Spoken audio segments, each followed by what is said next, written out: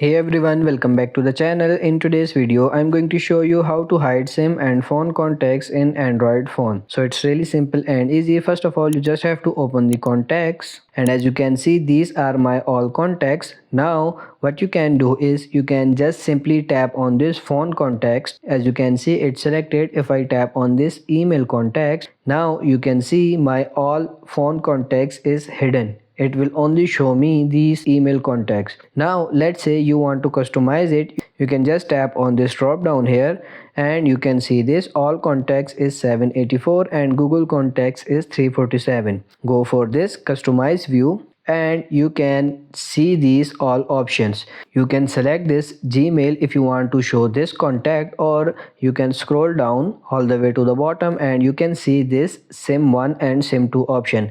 Let's say I want to show all two SIM contacts. Just toggle this on and tap on this save button, and you can see all the contacts are here now. Again, if you go there, and if I want to hide this SIM contacts and only want to show this mail contact, tap on this save, and now it will show me all mail contacts here. So you can simply go to this customize view and you can hide or show this same contacts on your phone. So that's pretty much it for this video. I hope this video was helpful. If it is, like it and subscribe to the channel. Thank you.